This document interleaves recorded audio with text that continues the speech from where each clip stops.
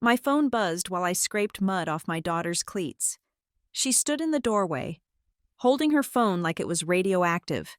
The account she named France was missing nearly $4,200. When my mother claimed my sister's wedding was once in a lifetime, I smiled and told her she was right. Then I made one quiet decision that detonated their entire wedding plan without raising my voice even once. My name is Stella Perry, and if there is one thing 39 years on this earth has taught me, it is that the worst moments of your life rarely happen when you are ready for them. They do not happen when you are suited up in armor or standing tall. They happen on a Tuesday evening, in a garage that smells like gasoline and damp cardboard. While you are scraping dried mud off a pair of athletic cleats with an old toothbrush, I was focused on the heel of my daughter's left shoe, trying to dislodge a particularly stubborn clump of dirt, when the air in the garage shifted. It wasn't a sound, it was the sudden, heavy pressure of someone standing directly behind me. Radiating distress, I turned around, the brush still in my hand. My daughter, Kira, was standing in the doorway that led to the kitchen. She is 16 years old, an age that usually carries a certain spark of defiance. But in that moment, she looked like she had been hollowed out. Her eyes were swollen and red-rimmed, yet weirdly dry, as if she had already cried every single tear she possessed somewhere private before she let me see her. She was holding her phone out toward me with both hands, like it was a radioactive isotope that might burn her skin off. "Kira?" I asked, my voice instinctively dropping to that low, steady tone mothers use when they spot blood or broken glass. "What happened?" She didn't speak. She just thrust the phone closer to my face. I wiped my hands on my jeans and took the device. It was open to her banking app. I knew this screen well. We had set up this specific high-yield savings account together 3 years ago. She had named the account France in all capital letters, a daily digital reminder of why she was skipping the movies or wearing last year's sneakers. The balance usually sat at a proud, hard-earned $4,200 and some change. I stared at the screen. I blinked, assuming the garage lighting was playing tricks on my tired eyes. I looked again. Current balance, $381.14. My stomach dropped so hard I felt nauseous. It was a physical blow, a sudden evacuation of air from my lungs. I tapped the transaction history, my fingers trembling slightly. There was a single line item dated yesterday, a counter withdrawal. A cashier's check issued for the entire balance, minus the minimum required to keep the account open. "It's gone," Kira whispered. Her voice sounded thin, like paper tearing. "Mom, it is all gone." "This has to be a mistake," I said, though the sinking feeling in my gut told me it wasn't. "We will call the bank right now. It is a glitch, or fraud. If it is fraud, they will fix it." Kira shook her head. The motion was slow, defeated. I went to the bank after school. I went early because the first payment for the trip is due this Friday, and I wanted to make sure the transfer limit wouldn't be an issue. I spoke to the head teller. She took a breath that shuddered in her chest. She told me there was no fraud. She said an authorized adult came in yesterday and requested a cashier's check for the full amount. She said since it was a custodial account, they couldn't stop it. I looked at my daughter. "Who, Kira?" "Grandma did it." The words hung in the dusty air of the garage, heavy and toxic. My mother, Marianne. I looked back at the phone, at the $381 remaining. That number wasn't just math. That number was a graveyard of my daughter's adolescence. I watched the last 3 years play out in my mind like a high-speed reel. I saw Kira at 14, declining an invite to the homecoming dance because the ticket cost $40. I saw her walking dogs in the freezing rain in November. I saw her spending her Friday nights babysitting the Miller family's 3 screaming toddlers while her friends were at bonfires or football games. She had saved birthday checks. She had saved Christmas cash. She had saved every single crumpled $5 bill she earned from weeding gardens.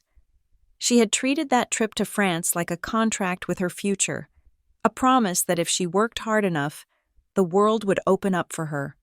And one afternoon, My mother walked into a bank branch and wiped it clean. A heat began to rise up the back of my neck. But it wasn't the hot, messy heat of rage. It was something else. It was cold. It was the absolute zero of a glacier calving into the ocean. It was the kind of quiet that scares people who know me. Because they know it means I have finally stopped negotiating. I have stopped trying to keep the peace. I placed the phone gently on the workbench next to the muddy cleats. "Put your shoes on," I said. My voice was even, devoid of any inflection. Kira looked at me, confused by my lack of shouting. "Mom? Put your shoes on," I repeated. "We are going to Grandma's house. I have one question to ask her. Then I'm going to listen." Kira wiped her nose with the back of her sleeve and nodded. She didn't argue. She saw something in my face that told her this wasn't the time to hesitate. The drive to my mother's house took 12 minutes. We did not speak. The radio was off. The only sound was the hum of the tires on the asphalt and the rhythmic breathing of my daughter beside me. I focused on the road, my hands gripping the steering wheel at 10 and 2, feeling the vibrations of the engine. I was not planning a speech. I was not planning a fight. I was planning an execution of ties, though I didn't know it yet. We pulled into the driveway. My mother's house looked perfect. Of course, the hydrangeas were pruned, the porch light was on, casting a warm, welcoming glow that felt like a lie. I got out of the car. Kira trailed behind me, her shoulders hunched, trying to make herself small. She was terrified of conflict. I realized with a pang of guilt that I had taught her that. I had taught her to be small to avoid the sharp edges of the women in our family. I rang the doorbell. Marianne opened the door almost immediately. She was wearing a beige cardigan and holding a tea towel. She looked at me, then at Kira. She didn't look surprised. She didn't look guilty. She looked ready. She was smiling, but it was that tight, polite smile she wore when she was about to explain why you were wrong. I held up my phone, showing her the screenshot of the bank balance I had sent to myself. "You withdrew $4,200 from Kira's account yesterday," I said. It wasn't a question. Marianne barely glanced at the screen. She waved her hand dismissively, as if swatting away a gnat. "Oh, yes, about that," she said, her tone breezy. "I meant to call you." "You meant to call me after you emptied my daughter's savings?" I asked. "Stella, please," she sighed, stepping back to invite us in. But I stayed planted on the doormat. Danica's venue required the second deposit immediately, or they were going to release the date. You know how disorganized your sister can be. She called me in a panic. I didn't have the liquidity in my checking account until my pension clears next week, and deadlines simply do not wait. Kira made a small sound, a whimper that she tried to suppress. "Grandma, that was for France. The payment is due Friday." Marianne looked at Kira with a soft, pitying expression that made my skin crawl. "Honey, you are 16 years old. You have plenty of time to go to France. You have your whole life." She turned her gaze back to me, straightening her spine, delivering her next line like it was a sermon from the Mount. "Your sister's wedding is once in a lifetime. Stella, we have to prioritize family. We help each other." I looked at my mother. I looked at the woman who had just stolen 3 years of labor from her grandchild to fund a party for her golden child. She expected me to yell. She expected me to cry. She expected me to beg her to pay it back, so she could hold the power and tell me she would get to it when she could. Instead, I felt a strange sense of clarity. The tether that had bound me to her approval for 39 years didn't just snap, it dissolved. I looked her dead in the eye. I let the silence stretch for 5 seconds, 10 seconds, until she started to fidget. Then I smiled. "You are right," I said softly. My mother blinked, surprised by my capitulation. She relaxed her shoulders, thinking she had won, thinking she had successfully bullied us into submission one more time. "I knew you would understand," she said, reaching out to pat my arm. I didn't flinch. I let her touch me, because she didn't realize that when I said she was right, I wasn't agreeing with her moral compass. I was agreeing that this was a pivotal moment. She didn't realize that while she was playing checkers with a $4,000 bank withdrawal, I was already holding the receipts for something much, much bigger. "Come on, Kira," I said, turning my back on her. "Let's go home." Port Haven, Maryland, is the kind of town where the humidity settles into your bones by May and does not leave until October. It is a place of siding that needs power washing and lawns that are kept neat more out of obligation than pride. My life here has always been a balancing act, a series of calculated movements to keep the lights on and the peace kept. I work as the program coordinator and occasional track coach at the Tidewell Youth Performance Academy. It sounds prestigious, but mostly it involves wrangling sweaty middle schoolers, fixing jammed copiers, and stretching a paycheck that always seems to run out 3 days before the month does. I am good at my job because I am used to managing chaos without letting it show on my face. This is a skill I did not learn in college. I learned it from being Kira's mother, and more specifically, from being Marianne's daughter and Danica's sister. Kira and I have lived in our small 2-bedroom ranch since she was 4 years old. Her father lives 2 states away in Ohio. He is what I call a texting dad. He is great at sending a party popper emoji on her birthday or a generic good luck message before a big exam. But he is fundamentally incapable of the heavy lifting. He does not show up for the flu bugs, the heartbreak, or the parent-teacher conferences where the math teacher explains that Kira is brilliant but too quiet. He pays child support when he remembers, which is rarely. So the financial bedrock of our lives has always been me. Just me. And until yesterday. I thought that was enough. To understand why my mother, Marianne, felt entitled to walk into a bank and drain a teenager's account, you have to understand the architecture of my family. My mother is a woman of polite voice and sharp edges. She is the neighbor who brings you a casserole when you are sick, but mentions that your baseboards are dusty while she sets it on the counter. Her help always comes with a hook. She frames every intrusion as benevolence. She never takes. She only accepts what she believes is owed to the family image. Then there is Danica. My sister is in her mid-30s, and she is the sun around which our family orbit has always dangerously tilted. Danica is the golden child, the one whose tantrums were interpreted as passion and whose mistakes were always framed as bad luck. She is currently engaged to Gavin, a man who smiles too much and possesses the depth of a parking lot puddle. Together, they are treating this wedding not as a marriage, but as a brand launch. They talk about aesthetics and color palettes, with a gravity usually reserved for peace treaties, for as long as I can remember. The pattern has been absolute. Danica's needs are emergencies. Kira's needs are nice-to-haves. If Danica had a flat tire, my mother would demand I leave work to pick her up because Danica could not handle the stress. If Kira had a fever, my mother would tell me to give her Tylenol and stop coddling her. We fell into roles that felt as permanent as concrete. I was the fixer. Danica was the victim. Marianne was the judge. I remember a barbecue 2 years ago. Kira had just made the honor roll, and I was beaming. My mother clapped her hands together, creating a hush on the patio. "Look at Kira," she announced to the aunts and cousins. Such a responsible little adult, always so serious. Everyone smiled. But later, in the kitchen, Marianne pulled Kira aside. I was washing dishes, invisible to them, and I heard her whisper, "Don't expect too much praise for doing what you are supposed to do. Honey, nobody likes a show-off." She praised the responsibility publicly because it made the family look good. But she curbed it privately to ensure Kira never outshined Danica. Kira learned early that if she wanted something, she had to build it herself, brick by brick, in silence. The trip to France was not a whim. It was not a vacation.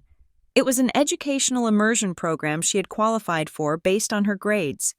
But the school district provided zero funding. 3 years ago, she bought a composition notebook with a black and white marbled cover. On the first page, she wrote, "France Fund," and pasted a picture of the Eiffel Tower she had cut out of a magazine. That notebook is sitting on her desk right now.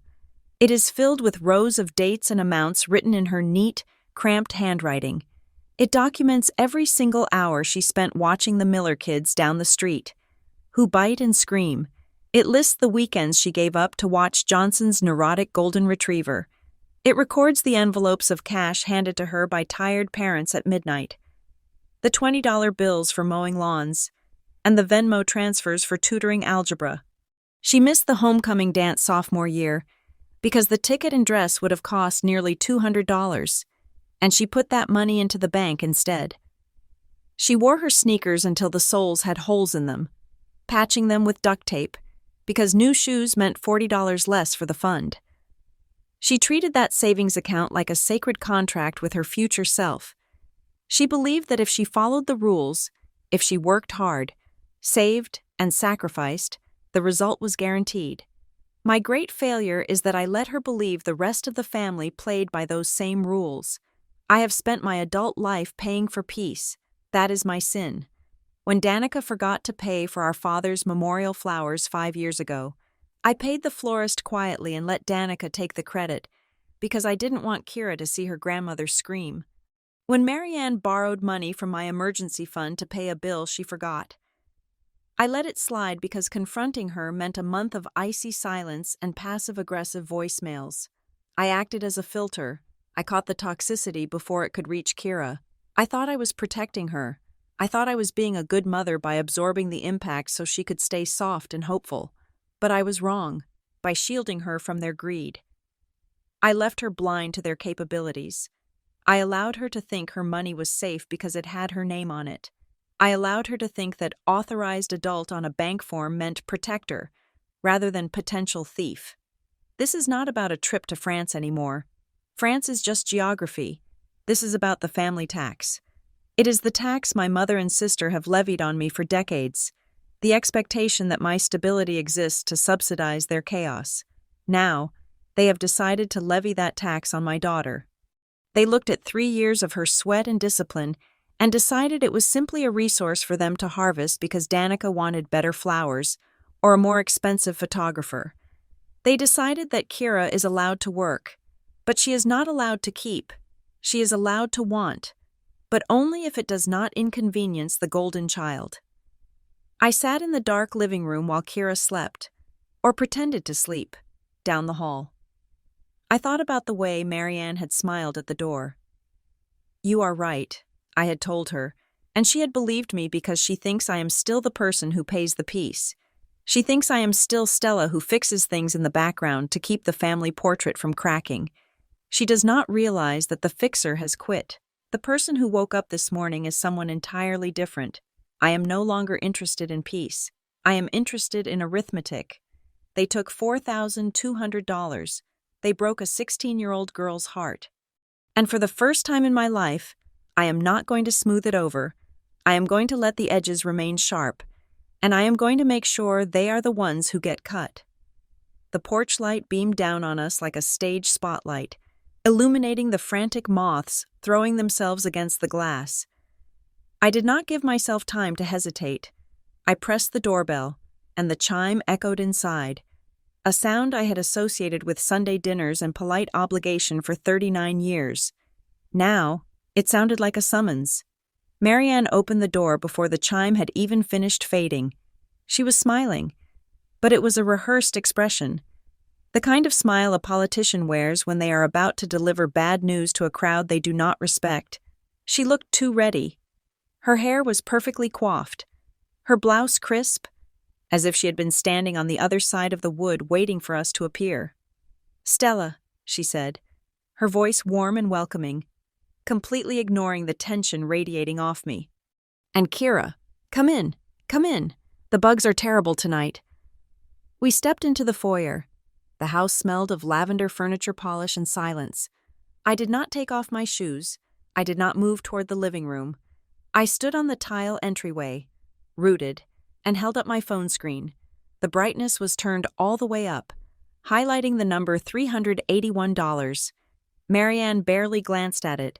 She turned to walk toward the kitchen, waving a hand over her shoulder. "Oh, yes," she said, her tone casual, as if discussing a weather forecast. "About that." I followed her, Kira trailing behind me like a shadow. Marianne leaned against her granite island, crossing her arms loosely. She looked comfortable. She looked like a woman who owned the room, the situation, and us. "I tried to call you earlier," Marianne said, smooth as syrup. "I had to borrow the money to cover Danica's wedding deposit. The venue called this morning and said if we did not have the full amount by close of business, they were releasing the date to another couple.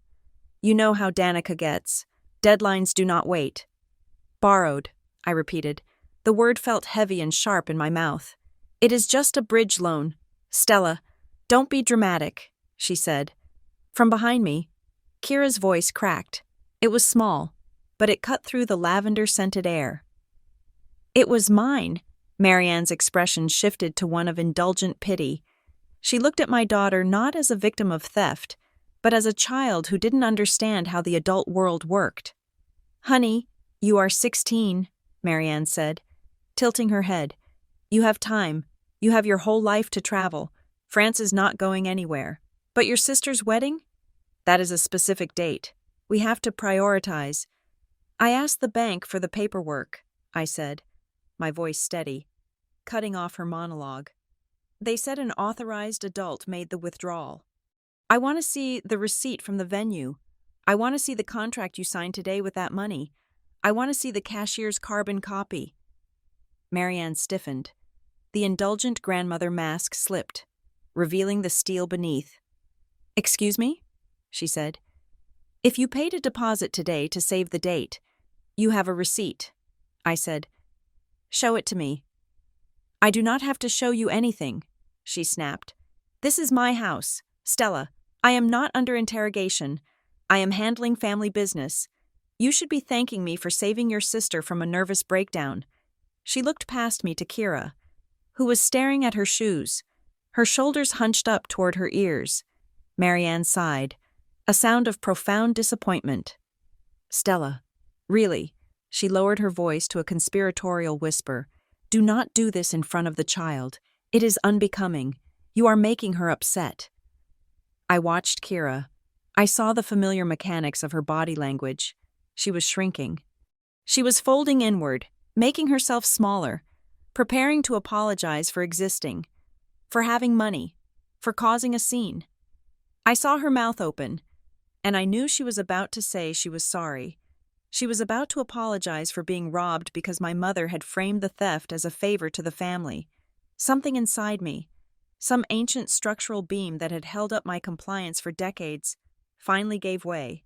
I was not going to teach my daughter to swallow theft politely. I was not going to teach her that family love is a currency you pay for with your own boundaries. I reached into my pocket and pulled out my phone again. I did not open the banking app this time. I opened the camera. I switched it to video. I held it up, steady and clear, framing my mother's indignant face in the center of the screen. "What are you doing?" Marianne demanded, taking a step back. "Put that away. You withdrew $4,200 from my minor daughter's account without her permission or mine," I said. I did not shout. I spoke with the clarity of a court reporter. "Is that correct?"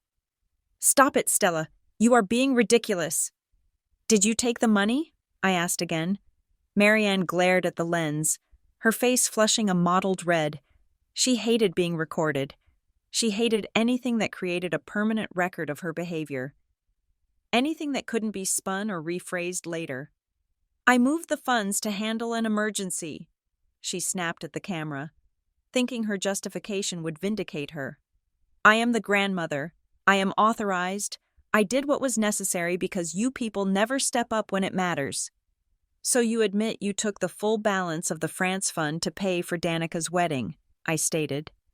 "Family helps family," she shouted, throwing her hands up. "That is what we do. We help each other." I stopped recording. I looked at her, really looked at her, and realized I felt nothing. No guilt, no fear, no daughterly obligation. Just the cold, hard weight of the phone in my hand. "Family helps family," I repeated softly. I took Kira's hand, pulling her toward the door. I paused and looked back at my mother one last time. "Then the family can return it." The silence in our kitchen was not peaceful. It was the heavy, suffocating silence of a waiting room before a diagnosis. Kira sat at the small round table, her hands tucked between her knees, staring at the floor tiles as if they contained the script for what she was supposed to do next. She looked smaller than she had an hour ago. She looked like the world had physically contracted around her, squeezing out the air. "I should have hidden it," she whispered. Her voice was so quiet, I almost missed it. "I should have kept the cash in my room. I was stupid to put it in the bank." That sentence hit me harder than my mother's betrayal. My daughter, the honor student, the worker, the rule follower, was sitting in her own home blaming herself for being robbed. She was internalizing the theft as a failure of her own strategy rather than a failure of her grandmother's morality. I knelt down in front of her so I could look directly into her face. "Kira, look at me." She hesitated, then lifted her eyes. They were dull, stripped of the excitement she usually carried about the trip. "You did everything right," I said. I spaced the words out, making sure each one landed. "You earned the money. You saved the money. You put it in a federally insured bank account because that is what responsible adults do. You did not lose this money. It was taken from you. Do not ever confuse the two." She nodded, but I could tell she didn't believe me yet. She was still calculating how many hours of babysitting she had just lost. I stood up and walked to the counter. I opened my laptop and felt a shift in my own internal temperature. I was done crying. I was done yelling. I was now in the business of documentation. I created a new folder on my desktop. I named it Kira France, 2026. I logged into the online banking portal. I took screenshots of everything. I captured the deposit history, showing 3 years of $20 checks and $50 cash deposits. I captured the transfer logs. I captured the final, brutal withdrawal line item. I printed them all to PDF and dropped them into the folder. Then I opened my email. There it was, sitting in my inbox like a ticking bomb. A reminder from the school trip coordinator. "Dear parents, just a friendly reminder that the first non-refundable installment of $1,500 is due this Friday by 5 in the afternoon. Failure to secure the deposit will result in the student's spot being released to the wait list. Friday. We had less than 48 hours. My mother knew this. She knew the deadline because she had asked Kira about it weeks ago. Feigning interest in the itinerary, she had timed the theft perfectly to force us into a corner. Banking on the fact that I wouldn't have the funds to replace it and would simply tell Kira that the trip was off. She wanted to cripple the dream so the money could stay with Danica. I closed the laptop. I did not sleep. I lay in bed staring at the ceiling fan, drafting the conversation I would have in the morning. At 9 o'clock the next morning, I walked into the bank branch. I did not go through the drive-thru. I wore my work blazer. I carried a folder. I sat down in the chair across from the branch manager, a man named Mr. Henderson who had approved my car loan 4 years ago. "I need to remove an authorized user from my daughter's custodial account immediately," I said, "and I need to file a dispute regarding an unauthorized conversion of a minor's funds." Mr. Henderson typed on his keyboard, his face relaxing when he saw the account details. "Ah, yes, Marianne, your mother, correct?" "She withdrew the entire balance without permission," I said. "I want to report it as theft and have the funds reinstated." Mr. Henderson stopped typing. He gave me a look that was sympathetic but firm. The look of a bureaucrat who is about to explain why the system protects the system. "Ms. Perry, I understand this is upsetting," he said, "but Marianne is listed as a custodian on this account. When you opened it, you granted her full authorization. Under bank policy, her withdrawal is a legal transaction. She had the right to access the funds." "She had the access," I corrected him. "She did not have the right. She stole the money to pay for a wedding." "I understand," he said, leaning back. "But that is a civil matter between family members. It is not bank theft. We cannot reverse a transaction made by an authorized signer." I knew he was going to say that. I had Googled the statutes at 3 in the morning. I knew the bank wouldn't play police officer for me, but I wasn't there for them to arrest her. I was there for the paper. Fine, I said. My voice did not rise. Then I need copies of the transaction instruments. I need the withdrawal slip she signed. I need the request for the cashier's check. I need the internal notes regarding the transaction. I can give you a receipt, he said. No, I said. I want a copy of the check itself. I want to see who it was made out to, and I want the slip with her signature on it. If she conducted business on this account, I am entitled to the records of that business. Mr. Henderson hesitated, then nodded.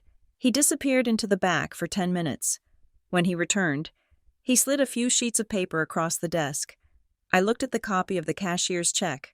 I saw the payee line. I saw the amount. $4,200. I saw my mother's signature, looped and confident, on the request form. Thank you, I said. I slid the papers into my folder. Now, remove her, completely, and while you are at it, I want to change every password associated with my accounts, and I want a freeze placed on Kira's social security number for any credit inquiries. A freeze? He asked. She is 16. Exactly, I said, and she has relatives who like to borrow things. I spent the next hour locking down our digital lives. I removed Marianne from the emergency contact list at the doctor's office. I removed her from the pickup list at school. I changed the code on our garage door. I was methodical. I was clinical. I was sealing the hull of a ship that had already taken on water, ensuring that not another drop would get in. When I got home, I put the physical papers in a fireproof box under my bed. I felt a strange vibration in my chest, a mix of adrenaline and grief. I was grieving the family I thought I had, but I was energized by the clarity of who they actually were. I sat down at the kitchen table and wrote a single sentence on a sticky note. I stuck it to the refrigerator door. Right at eye level. It wasn't a grocery list.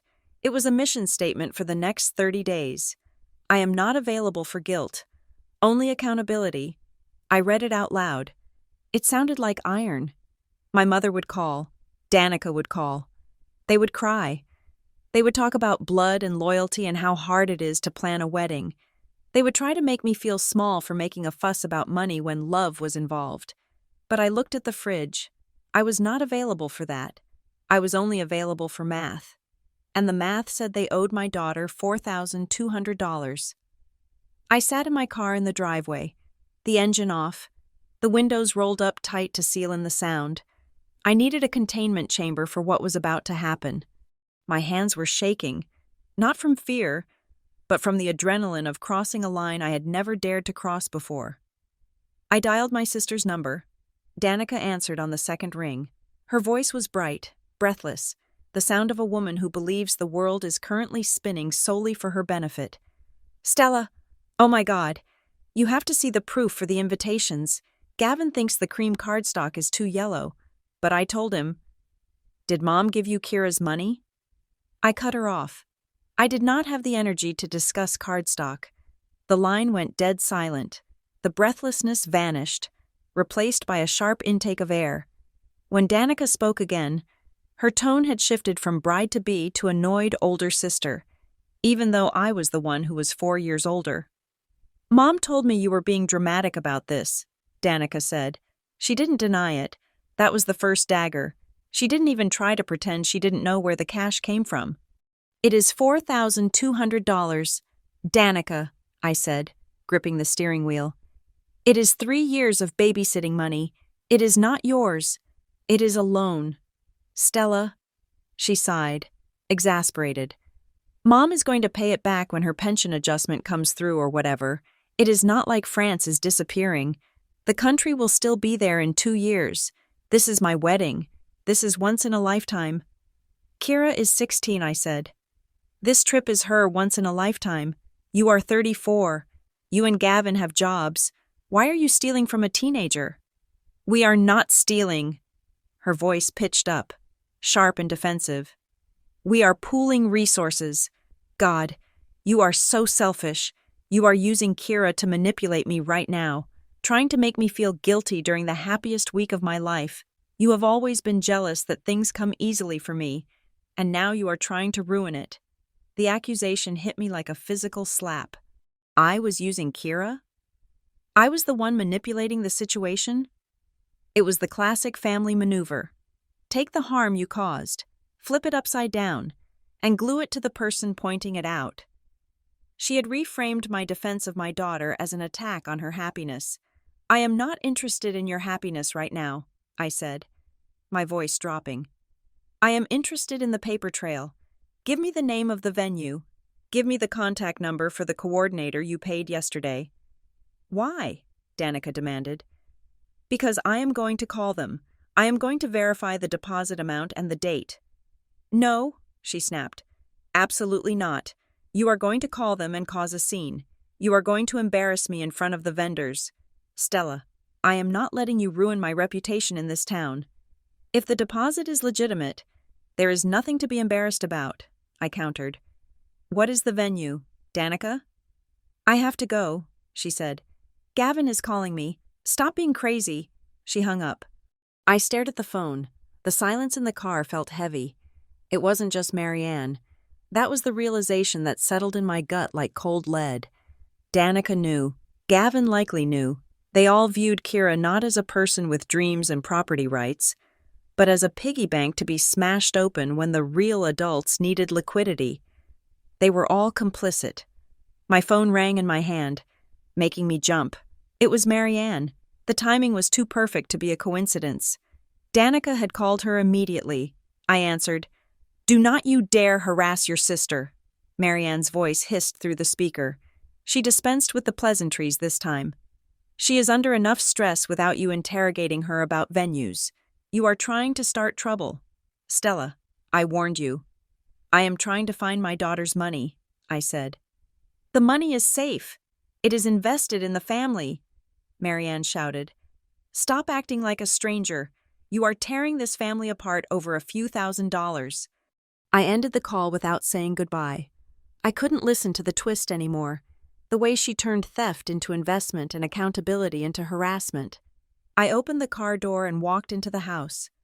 Kira was standing in the hallway, holding a laundry basket. She looked terrified. She had heard me shouting in the car. The insulation wasn't as good as I thought. Mom, she whispered, her eyes wide. Please, just let it go. Please don't fight with Grandma and Aunt Danica. I can earn the money back. I will work double shifts this summer. It is okay. She looked so tired. She looked like she was ready to surrender everything just to make the yelling stop. She was offering herself up as the sacrifice again, just like I had done for 20 years. I put my keys on the table and walked over to her. I took the laundry basket from her hands and set it on the floor. I held her shoulders. Kira, listen to me, I said gently. I am not fighting. I am protecting. There is a difference. When someone breaks into your house, you do not offer to clean up the glass so they don't cut their feet. You change the locks. She bit her lip, tears pooling in her eyes. But the trip. I am working on it, I promised. I walked into the kitchen and opened my laptop. I had one card left to play. I found the email for the school trip coordinator, a woman named Mrs. Higgins, who sent emails with too many exclamation points. I typed out a message, my fingers flying. I didn't tell her the whole ugly family saga. I just said we had experienced a sudden, fraudulent banking issue and asked what our options were. Was there an extension? Was there a scholarship fund? Was there any way to pay in smaller installments? I hit send and waited. The house was quiet. I made grilled cheese sandwiches for dinner because I didn't have the energy to cook. Kira ate half of hers and went to her room. The reply came at 8 o'clock that night. Dear Ms. Perry, I am so sorry to hear about your troubles. Unfortunately, because the travel agency requires a block booking, our hands are tied regarding the schedule. We do not have scholarship funds available this late in the year. However, if you can provide the first installment of $1,500 by this Friday at 5, we can hold Kira's spot and work out a payment plan for the remainder. If we do not receive the initial deposit by Friday, I am afraid we have to move to the wait list. $1,500. By Friday? Today was Wednesday. I had less than 48 hours to come up with $1,500. My checking account had about $400 in it until payday next week. The rent was due on the 1st. I sat back in my chair, rubbing my temples. The pressure was building behind my eyes. I had a target now. It wasn't the full amount, but it was enough to stop the bleeding.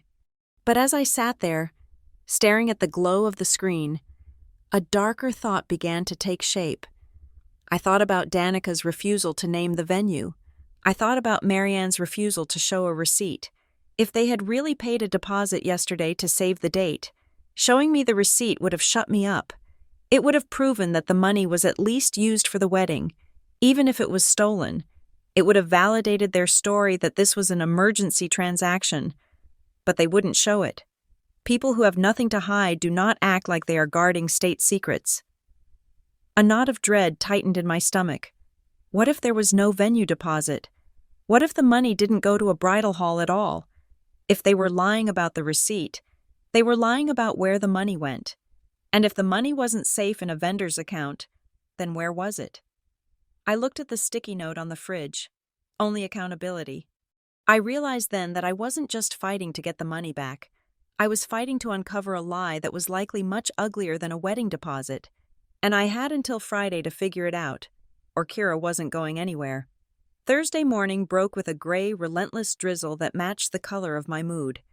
I sat at my kitchen table with a cup of coffee that had gone cold 20 minutes ago, staring at the scanned copy of the cashier's check I had retrieved from the bank. Mr. Henderson had given me the documentation, but I hadn't truly looked at the details until the caffeine kicked in. I was looking for a smoking gun, and right there on the payee line, I found the first puff of smoke. The check was not made out to the Tidewater Estate, which was the venue Danica had been dropping into every conversation for the last 6 months. It was not made out to a catering company or a florist. The check, in the amount of $4,200, was made payable to Gilded Isle Planning and Design, LLC. I frowned. I knew Danica had hired a wedding planner.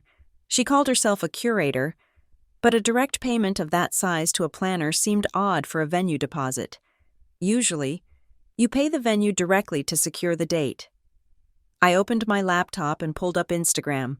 I was not a heavy user, mostly just lurking to see pictures of my friends' kids, but I knew Danica's profile was a public shrine to her own life events. I scrolled past the engagement photos, the ring selfies, and the bridal party proposals. I found a post from 3 weeks ago. It was a picture of Danica and Gavin standing in front of a massive oak door, holding champagne flutes. The caption read, "It is official. The Tidewater Estate is ours for October 10th. Venue secured. Wedding countdown blessed." I stared at the date of the post. 3 weeks ago. If the venue was secured 3 weeks ago, then my mother's story about a sudden deadline yesterday was a fabrication. You do not pay a save-the-date deposit 3 weeks after you have already popped the champagne. I dug deeper into the tags. Danica had tagged every vendor in the photo. I clicked on the tag for her planner, Gilded Isle Curator. The bio led me to a website for a woman named Cynthia Vance. I picked up my phone. I needed to know what that money was actually for. I composed my face and my voice, slipping into the persona of the helpful, slightly disorganized older sister. I dialed the number on the website. "Gilded Isle, this is Cynthia," a polished voice answered. "Hi, Cynthia. This is Stella Perry, Danica's sister," I said, injecting a breathless, friendly energy into my voice that I absolutely did not feel. "I am just calling to double-check something. My mom, Marianne, dropped off a cashier's check yesterday for the wedding account, and she was worried she might have messed up the reference number. I just wanted to confirm it cleared on your end so she stops panicking." "Oh, hello, Stella." Cynthia sounded relieved to be dealing with a family member who wasn't screaming. "Let me pull that up. Yes, I see it here. Posted yesterday afternoon. $4,200. Tell Marianne she is all good. We applied for it immediately." "Great," I said. "That was for the venue holding fee, right? She was so stressed about losing the date." There was a pause on the line. The sound of typing stopped. "The venue?" Cynthia asked, sounding confused. "No, honey, the venue deposit was paid last month. We secured the Tidewater back in early March. If we hadn't paid that week ago, we would have lost the date." My hand tightened around the phone. Right. Of course. So, what was this payment for then? Just so I can reassure her. This was applied to the outstanding balance on the rushed upgrade package Danica added, Cynthia said, her voice turning professional. The vintage lounge furniture and the custom lighting installed. The supplier needed the funds immediately to reserve the inventory. I felt the blood drain from my face. It wasn't an emergency. It wasn't a crisis. It was furniture. My mother had looked me in the eye, looked my daughter in the eye, and claimed this was a once-in-a-lifetime necessity. In reality, she had stolen my daughter's educational future so my sister could have vintage couches at a cocktail hour. I see, I said, my voice barely audible. Thank you, Cynthia. That clears everything up. I hung up. I didn't scream. I didn't cry. I felt a cold, hard knot of validation form in my chest. They were liars. They weren't just thieves. They were liars who used emotional terrorism to cover up their vanity. I went back to the bank an hour later. I needed the full transaction history for Kira's account. Going back 12 months, I wanted to see if there were any other surprises. The branch was busy. Mr. Henderson was in a meeting, so I waited in line for a teller. When I got to the front, I was helped by a young woman named Sarah. She looked to be about 22, not much older than Kira. She printed out the statement I asked for, and as she slid it under the glass partition, she hesitated. She looked around to make sure the manager wasn't watching, then leaned in slightly. Ms. Perry, she said quietly, I probably shouldn't say this, but I remember your mother coming in yesterday, and I have seen her come in before on other custodial accounts for your nieces and nephews. She always uses the authorized adult override. She lowered her voice even further. It makes us uncomfortable because she always asks for cash or cashier's checks, so it is untraceable. Most grandparents just do transfers. I just thought you should know. I thanked her, took the papers, and walked out to my car. I sat in the parking lot and ran my finger down the columns of numbers on Kira's statement. I found it in November, a withdrawal of $10. I found another one in January, a withdrawal of $25. They were small, insignificant, the kind of amounts a teenager wouldn't notice if she wasn't balancing her checkbook down to the penny every week. Kira probably thought she had bought lunch or a movie ticket and forgot. But I knew what they were. They were test pings. My mother hadn't just snapped yesterday in a moment of panic over a deadline. She had been testing the waters for months. She had been dipping her hand into the jar to see if the lid would rattle. She wanted to know if we were watching, when we didn't react to the $10. She knew she was safe. This wasn't a mistake. It was a heist. It was a premeditated extraction of resources from the weakest member of the family. I closed my eyes and leaned my head against the steering wheel. The betrayal was absolute.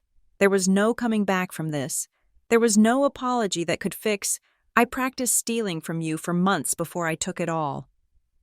I picked up my phone and searched for a name I had been given by a colleague years ago. Nina Calder, Family Law. I called her office. I need to schedule a consultation, I told the receptionist. I need to discuss the conversion of a minor's assets and civil recovery options.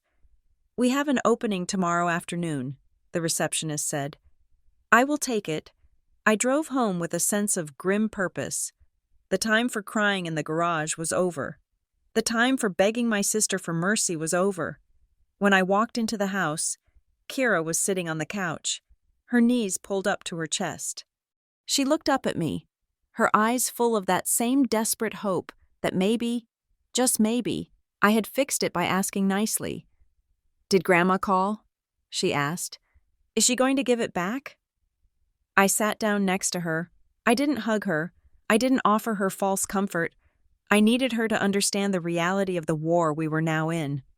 She is not going to give it back because she wants to, I said, and we are not going to wait for her to develop a conscience.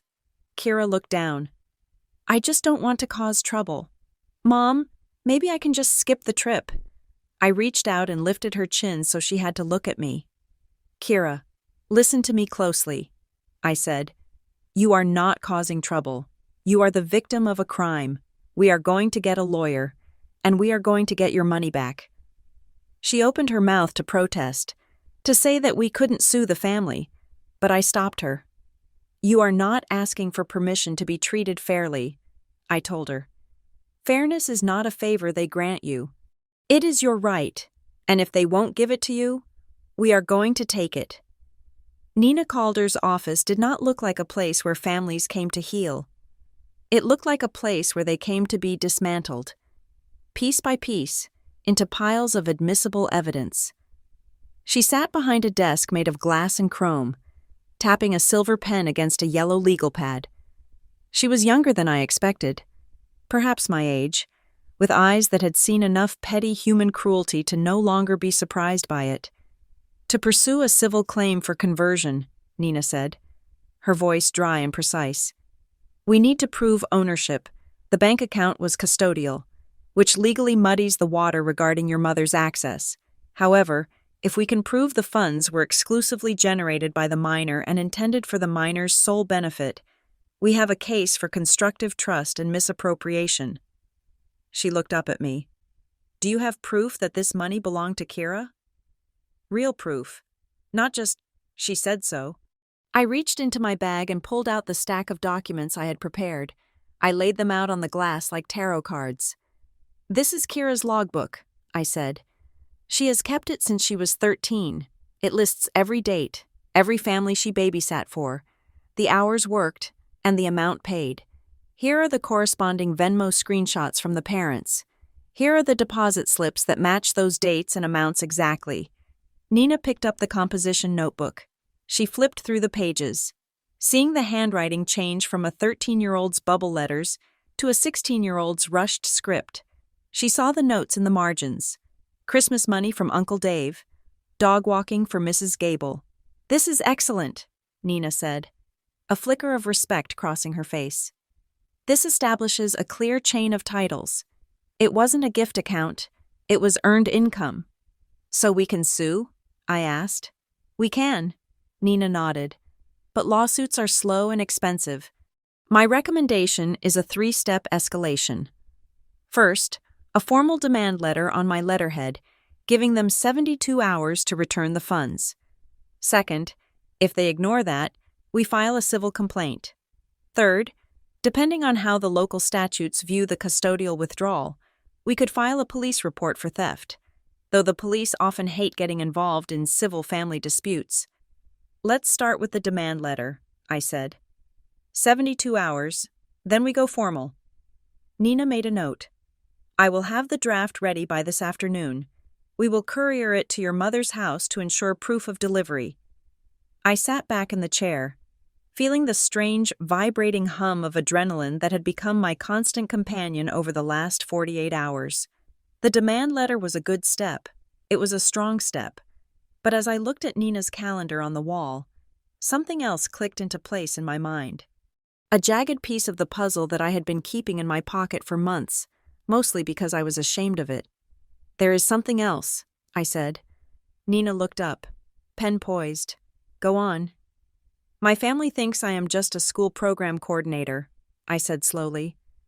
"They think I live paycheck to paycheck, and I mostly do, but about 4 years ago, I started a private side business. I train elite high school athletes for college scouting combines. I run it under an LLC. I keep the money in a separate business account because if my family knew I had extra cash, they would find emergencies to consume it." Nina nodded, urging me to continue. "6 months ago, Danica was having a meltdown," I continued. "She was sobbing in my kitchen because she had overspent on the dress and couldn't afford the deposit for the premium catering package she wanted.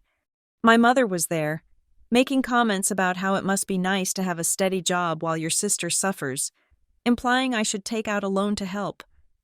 I looked down at my hands. "I just wanted them to stop," I admitted. "I wanted the noise to stop. I didn't want Kira to have to watch another screaming match about money. So, I did something stupid.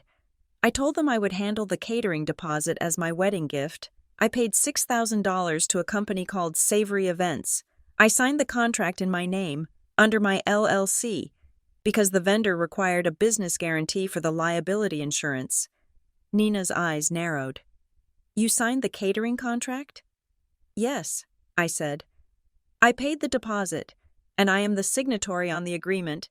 Danica thinks she handled the rest of the coordination, but legally, I am the client. I pulled out my phone. I hadn't looked at the contract since the day I signed it, mostly because it made me sick to think about how much money I had spent to buy a moment of silence. I found the PDF in my cloud storage and opened it. I scrolled past the menu options and the staffing ratios until I found the section labeled Cancellation and Refunds. I read it out loud, my voice steadying as the words took shape. Clients may cancel this agreement for any reason up to 120 days prior to the event date. In the event of cancellation within this window, the vendor agrees to refund all monies paid, minus a 10% administrative fee. Cancellations made after this date result in forfeiture of the full deposit. I looked up at Nina. What is today's date? May 29th, she said. The wedding is October 10th, I said, doing the mental math. That is roughly 130 days away. I stared at the screen. The date of the deadline was June 10th. We were within the window. We weren't just within the window. We were safely inside it with nearly 2 weeks to spare. A wave of nausea washed over me, followed immediately by a burning, iron-hot sense of irony. I paid $6,000 to secure her catering so she wouldn't stress, I whispered, the realization tasting like ash. I protected her wedding. I used my own secret savings to make sure she had the perfect day. And while I was doing that, she and my mother were plotting to steal $4,200 from my teenage daughter to buy vintage furniture. I looked at Nina. The shame of being the fixer evaporated, replaced by the cold clarity of a woman who just realized she was holding a detonator. They stole from the child to upgrade a party that I was already subsidizing, I said. Nina leaned forward. Stella, if you are the signatory, you control that contract. You can cancel it today. The venue won't allow outside food without a licensed caterer. If you pull that contract, they don't just lose the $6,000. They lose the ability to feed their guests. They would have to scramble to find a new vendor in peak season, and they would have to pay a new deposit immediately. I know, I said. I looked at the PDF again. It wasn't just a contract anymore. It was a receipt of my own stupidity, yes, but it was also a weapon. I had spent years thinking that being the bigger person meant absorbing the blow. I had thought that keeping secrets to keep the peace was noble, but all I had done was finance their entitlement. I am not going to cancel it today, I said, my voice hardening. I am going to wait. I want to see if they respond to the demand letter. I want to give them one chance to do the right thing for Kira. And if they don't, Nina asked, then I get my $6,000 back, I said. And Danica can serve pizza. Nina smiled, a genuine, sharp expression that reached her eyes. She closed the file folder on her desk. That is a very strong position, Stella, she said. Remember this, because it is the most important thing I will tell you today. Boundaries are not cruel. They are safe. You are not hurting them by enforcing the consequences of their own actions. You are just finally locking the door. I stood up and shook her hand. I walked out of the office into the bright, harsh sunlight of the parking lot. I felt lighter. I had walked in there hoping to find a way to beg for fairness. I was walking out knowing that I didn't need to beg. I had the map. I had the timeline. And for the first time in my life, I had the leverage. I sat at my desk, the glow of the monitor the only light in the room. I did not feel the frantic energy of the investigation anymore. That had burned off, leaving behind something cold and precise, like the edge of a scalpel. I had the contract for the catering pulled up on one side of the screen and a blank email draft on the other. I typed the subject line, Cancellation of Service Agreement, Contract 4922, Perry/Tidewater Event. I wrote the body of the email without a single wasted word. I did not apologize. I did not explain family drama. I simply stated that, as the signatory and sole financier of the agreement, I was exercising my right to cancel under Section 4, Paragraph 2 of our contract. I requested immediate confirmation of the cancellation and the timeline for the refund of the balance. I hit send. It was done. The safety net I had secretly woven for my sister was gone. I didn't have to wait long. Savory Events was a professional outfit, the kind that monitored their inbox religiously. 20 minutes later, a reply pinged. Dear Ms. Perry, we have received your request. We are sorry to see you cancel. Per the agreement, we will process the refund of the full prepaid balance of $24,000, minus the 10% administrative fee and the non-refundable initial deposit. The total refund amount of $18,600 will be returned to the payment method on file within 5 to 7 business days. Please reply to confirm. I looked at the number. $18,600. In my effort to keep the peace months ago, I had paid the entire catering bill up front to secure a significant discount and ensure my sister wouldn't have to cut the guest list. I had dipped into my business capital to save her dream, and in return, she had conspired to steal $4,200 from my child. I typed, confirmed, and hit send. I printed the entire email chain. The paper felt warm coming out of the printer. I took a 3-hole punch, punched the sheets, and filed them in the Kira France folder, right behind the bank statements. It was the missing puzzle piece. It was the receipt that proved I wasn't the villain. I was the bank, and the bank was now closed. I logged into my personal checking account.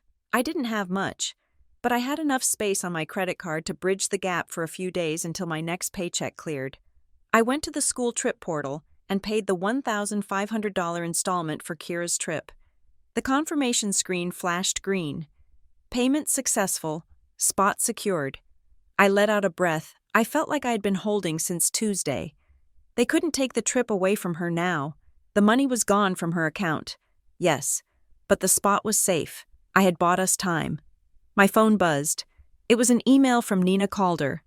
Attached was a PDF titled Demand Letter. Perry versus Perry. I opened it. It was beautiful in its brutality. It stated, in clear, unyielding legal language, that Marianne Perry had 72 hours to return the sum of $4,200 to the minor. Kira Perry. It cited the unauthorized conversion of funds. It cited the intent to file a civil suit for treble damages, 3 times the amount stolen, if the demand was not met. It was signed by Nina, with her law firm's heavy, intimidating letterhead at the top. I printed 2 copies. I put one in an envelope. Kira, I called out, get your shoes. We are taking a ride. She appeared in the hallway, looking wary. Where are we going? To Grandma's, I said. She shrank back. Mom, I don't want to go. I don't want to hear them yell. You are not going in, I told her, my voice firm. You are going to sit in the car with the doors locked and the music on. You are not going to speak to anyone. I need you there only so you can see that I am handling this. I need you to watch from a safe distance, so you know you are not fighting this alone. We drove to the house in silence. The afternoon sun was bright, casting long shadows across my mother's manicured lawn. I pulled into the driveway but kept the engine running. Lock the doors, I said as I stepped out. Do not open them for anyone but me, Kira nodded. Putting her headphones on, I walked up the path. I didn't ring the doorbell this time. I knocked 3 sharp raps on the wood. Marianne opened the door. She was on the phone, laughing at something, but the laugh died in her throat when she saw my face. She looked past me to the car, saw Kira, and started to wave. Don't, I said. I held out the envelope. What is this? She asked. Lowering the phone. Stella, if you are here to argue more about the money, I told you. Read it, I said. She took the envelope. Annoyed, she ripped it open, pulling out the heavy bond paper. I watched her eyes scan the header. Law Offices of Nina Calder. I saw her stiffen. I saw her eyes dart down the page, skimming the words, theft, minor, 72 hours, litigation. The color drained from her face. It wasn't remorse. It wasn't a sudden realization that she had hurt her granddaughter. I panicked. It was the terrified realization that she had lost control of the narrative. She couldn't gaslight a piece of paper. She couldn't manipulate a court filing with guilt trips about family loyalty. "You got a lawyer?" she whispered, looking up at me. Her voice trembled. "You got a lawyer for your own mother?" "I got a lawyer for the woman who stole from my daughter," I corrected her. "This is insane," she hissed, crumpling the edge of the paper. "You are going to sue me? Over a few $1,000s? You are going to drag this family through the mud and ruin Danica's wedding week?" "The clock started 10 minutes ago when I handed you that letter," I said calmly. "You have 72 hours. Fix this," she demanded, stepping onto the porch, her voice rising to that shrill pitch she used to bring us to heel. "Stella, you take this back right now. You call this woman and tell her it was a misunderstanding. You are ruining everything." I looked at her.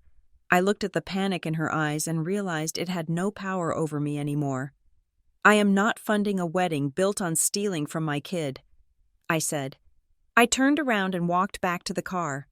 Marianne was still shouting from the porch, waving the letter, but I couldn't hear the words. I got in, locked the door, and looked at Kira. She had taken her headphones off. She looked at me, then at her grandmother on the porch, then back at me. "Is it over?" she asked. "No," I said, putting the car in reverse. "But the rules have changed." I drove us home. When we walked into the kitchen, I took out my phone. I opened the family group chat, the one that included Marianne, Danica, Gavin, and 3 of our aunts. I attached 3 photos. First, the screenshot of the withdrawal showing the $4,200 loss. Second, the screenshot of the demand letter showing the 72-hour deadline. Third, a screenshot of the confirmation that Kira's trip spot was secured, proving I didn't need their stolen money to be a good mother. I typed a single message below the images. "The money returns in 72 hours, or the lawsuit is filed. Do not contact Kira. Do not come to my house. Any attempt to manipulate her will be forwarded to my attorney." I hit send. Then, I went to my settings. I toggled Do Not Disturb to on. I didn't do it to hide. I didn't do it because I was afraid of their reaction. I did it because for the first time in 39 years, I wasn't waiting for their permission to exist. I placed the phone on the counter, face down. It vibrated almost instantly, a long, angry buzz against the granite, but I didn't flip it over. I just walked over to the stove and started boiling water for pasta. The digital silence I had imposed lasted exactly 45 minutes. My phone, which I had flipped face down on the granite counter, began to vibrate with such intensity that it started to walk across the surface. It wasn't just text messages anymore. It was a relentless barrage of calls. I picked it up. I didn't unlock the screen to read the texts. I just answered. "You are a monster." Danica did not say hello. She screamed so loud that I had to pull the phone away from my ear. In the background, I could hear the distinct sound of hyperventilation. "You posted that in the group chat?" she shrieked. "To the aunts? To everyone? You are humiliating me. You are trying to destroy this family because you are bitter and alone." "I am trying to get my daughter's money back," I said calmly. "The deadline is running." "There is no deadline," she sobbed, the anger instantly collapsing into wet, ragged tears. "It is my wedding week. Stella, you are supposed to be my sister. You are supposed to handle things for me, not blow them up. How can you be so selfish? France isn't going anywhere. Why can't you just wait?" She was cycling through emotions like she was flipping through a catalog, looking for the one that would make me fold. Anger hadn't worked, so now she was trying pity. When I didn't respond to the sobbing, she switched to bargaining. "Look, I will pay you back double after the wedding," she pleaded. "Gavin gets his bonus in December. We will give Kira $8,000. Just tell the lawyer to stop. Please, you are stressing me out and I'm breaking out in hives. I am not a bank, Danica," I said, "and I don't lend money to people who steal it first." There was a scuffling sound on the other end, a muffled exchange of angry whispers. And then Gavin's voice came on the line. He didn't sound like the charming, easygoing guy who drank beer at our barbecues. He sounded cold and arrogant, using the tone men use when they think they can scare a woman with vocabulary. "Stella, listen to me," Gavin said. "You need to rescind that demand letter immediately. You have no right to interfere with our financial planning or harass Marianne. If you persist with this, I will sue you for intentional infliction of emotional distress and tortious interference. You are damaging Danica's mental health, and I will not let you get away with it." I almost laughed. It was such a hollow, desperate threat. "Gavin," I said, "you cannot sue me for asking for my own money back." "You are interfering with our vendor contracts," he shouted. Losing his composure, "You are threatening our liquidity." "Speaking of contracts," I said, my voice dropping to a dangerous low, "you might want to check your email. I believe Savory Events just sent you a notification." "What?" he asked, confused. "I canceled the catering contract," I said. "The one I signed. The one I paid for." "You can't do that," he stammered. "That is our wedding dinner." "It was my contract," I said. "I paid the deposit. I am the client. And as my attorney, Nina, just reminded me, you cannot sue someone for canceling their own contract." I hung up. 10 minutes later, my phone rang again. It was Marianne. I knew she would call. The cancellation of the catering had likely set off a nuclear explosion in her living room. I pressed the record button on my screen, then accepted the call. "What have you done?" Marianne's voice was unrecognizable. It wasn't the polite society voice, and it wasn't the bullying mother voice. It was the voice of a woman watching her house burn down. "They just called me. The caterer is refunding the money to you. Stella, you have to send that money back to them, right now." "That money is mine. Mom," I said. "Just like Kira's money was hers." "You don't understand," she screamed. "We need that money. We don't have it." "You said you used Kira's money for the venue deposit," I said, baiting the hook. "You said it was for the furniture."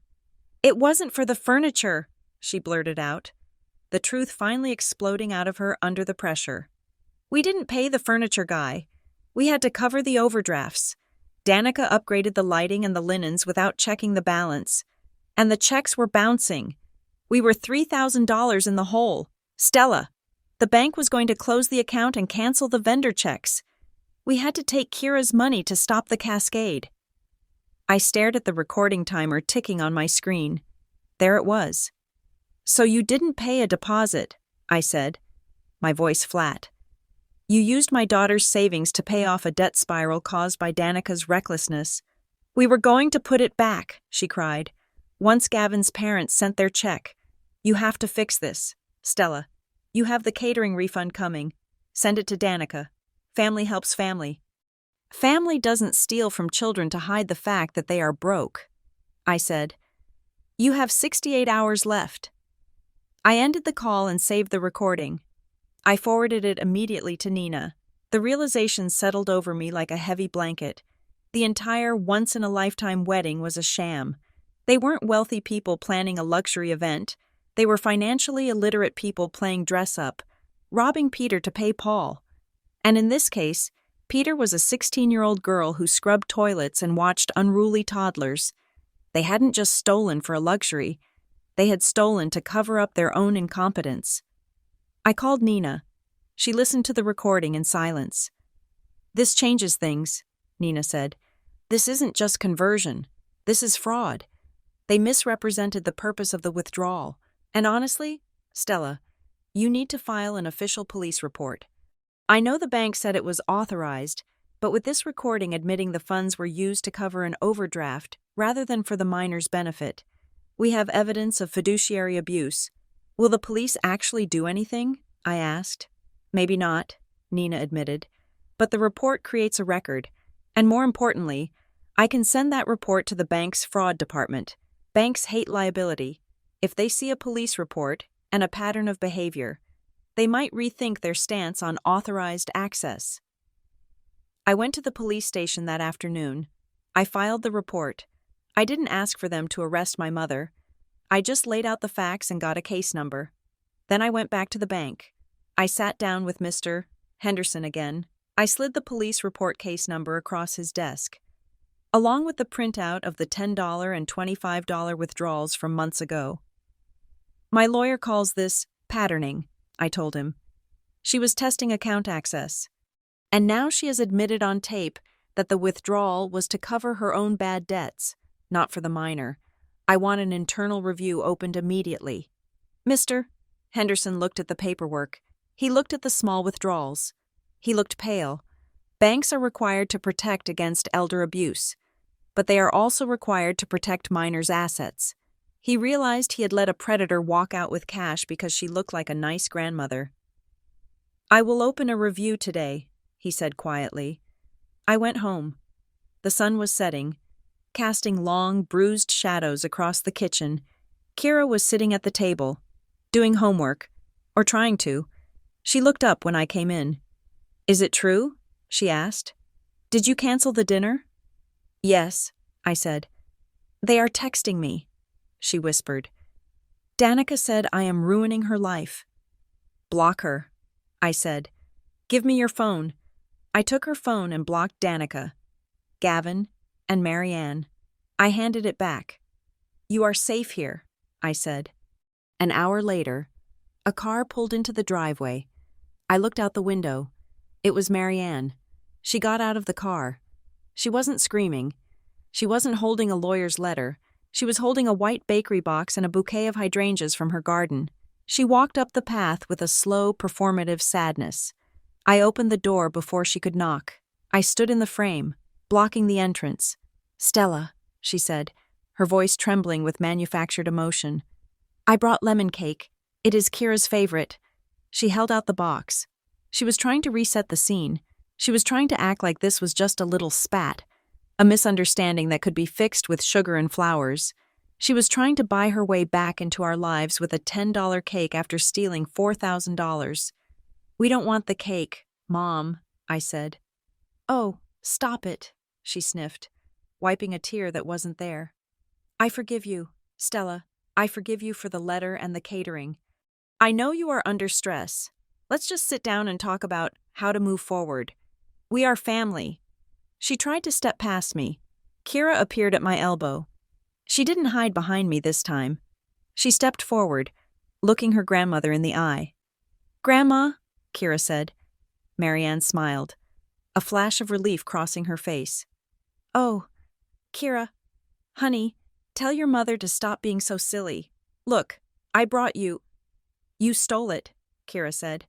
Her voice wasn't loud, but it was clear. It was a mistake, Marianne cried, clutching the flowers. It was just a big misunderstanding. Kira shook her head. She looked older than 16 at that moment. She looked like someone who had finally seen the strings on the puppet. A mistake is spilling coffee, Kira said quietly. You chose. You walked into the bank. You signed the paper. You chose. Marianne stood there, her mouth slightly open. She had a script for anger. She had a script for guilt. She had no script for the quiet, devastating truth of a child who sees her for exactly what she is. Goodbye, Grandma, Kira said. And then, my daughter closed the door. The 72-hour deadline expired on a Friday afternoon at exactly 2 o'clock. I was sitting at my desk, watching the clock on the wall tick past the minute mark. I expected silence, or perhaps a screaming voicemail. But instead, my phone pinged with a notification from my banking app. A transfer had been initiated. I opened it, my heart hammering against my ribs. It was not $4,200. It was $2,000. Attached to the transfer was a note from Marianne. It read, Here is half. This is all I can scrape together right now. Be reasonable. Stella, we can discuss the rest after the wedding. She was still trying to negotiate. She still believed that she was the one holding the gavel, that she could decide what was fair based on her own convenience. She treated the theft like an interest-free loan she could repay on her own terms. I did not reply to her. I called Nina. Reject it, I said. Agreed, Nina replied, her voice crisp. Accepting partial payment can be argued as a settlement in some jurisdictions. We are sending it back. We are not a lending institution, and we are not accepting installments. Nina sent a formal rejection letter within the hour. It was short and terrifyingly polite. It stated that unless the full amount was received by close of business, the civil complaint would be filed with the court first thing Monday morning. Marianne didn't believe me. She thought I would take the $2,000 and quiet down. She thought I wouldn't actually drag my mother into a courtroom. On Monday morning, we filed. The moment the court stamp hit that paperwork, the dynamic shifted. It was no longer a family squabble over dinner. It was Perry versus Perry. Guilt trips do not work on docket numbers. Tears do not work on judges. By forcing the conflict into the legal system, I stripped Marianne of her only weapons. Under the pressure of impending discovery, where she would be forced to disclose her financial records under oath, Marianne cracked. She couldn't risk a judge seeing the entirety of her financial mismanagement. She contacted Nina on Wednesday, desperate to settle before it went to a public hearing. As part of the settlement negotiation, Nina demanded the paper trail. We wanted to see exactly where the money went, to prove it wasn't for the venue. Marianne produced the bank statements, weeping in Nina's conference room. The documents confirmed everything my recorded phone call had suggested. The $4,200 had never touched a wedding vendor. It had gone to cover $300 in overdraft fees and a bounced check to a linen supply company that Danica had tried to hide. They had stolen from my daughter to patch a hole in a sinking ship. The settlement was signed on Friday. Marianne agreed to repay the full $4,200, plus Nina's legal fees. She had to liquidate a small bond she had been hoarding to do it. But I didn't care. The wedding, or what was left of it, collapsed under the weight of reality, with the catering contract canceled and the emergency funds seized by the settlement. Danica's vision of a Gilded Isle event evaporated. There was no vintage furniture. There was no lighting package. From what I heard through the grapevine, they ended up hosting a much smaller reception at a local community center, with food ordered from a restaurant. I didn't go. Neither did Kira. We spent that Saturday watching movies and eating popcorn, enjoying the most expensive luxury of all, peace, in the weeks that followed. I rebuilt our lives with the security of a fortress. I opened a new account for Kira at a completely different bank, one where my mother's name was flagged in the system as "Do Not Authorize." I went to the school and updated every single release form. I removed Marianne and Danica from the emergency contact list and replaced them with my best friend, Sarah. I signed up for a credit monitoring service for Kira, ensuring that if anyone tried to open a card in her name, I would know within seconds. A month later, Marianne came by to drop off the final check for the legal fees. She stood on the porch, looking older and smaller than I had ever seen her. The fight had drained her. "I just don't understand you, Stella," she said, shaking her head. "I really don't. We are family. You treated me like a criminal over money. Family is supposed to support each other, no matter what." I looked at her through the screen door. I didn't open it. "Family is not a subscription service that automatically charges my daughter for your mistakes," I said, "and I canceled my membership." She stood there for a moment, waiting for me to soften, waiting for the apology that always used to come. When she realized it wasn't coming, she turned and walked away. 6 months later, I stood at the international terminal at Dulles Airport. The departure board clicked in Word, showing flights to London, Tokyo, and Paris. Kira stood next to me, her backpack slung over one shoulder. She was wearing new sneakers, bought with money she had earned and kept. She looked different. The hunch in her shoulders was gone. The way she used to fold inward when adults spoke to her had vanished. She stood tall, occupying her own space, checking her boarding pass with a calm confidence. "Do you have your passport?" I asked, the nervous mother energy finally bubbling up. "Yes, Mom," she smiled. "I have everything. I checked 3 times. That farm. Text me when you land, and don't forget to enable the international plan." She hugged me then. It was a fierce, tight hug. "Thank you," she whispered into my shoulder. Not just for the trip, but for you know. I know, I said, squeezing her back. I watched her walk toward the security gate. She joined the line of travelers. Finding her place, she didn't look back to ask for permission. She just moved forward.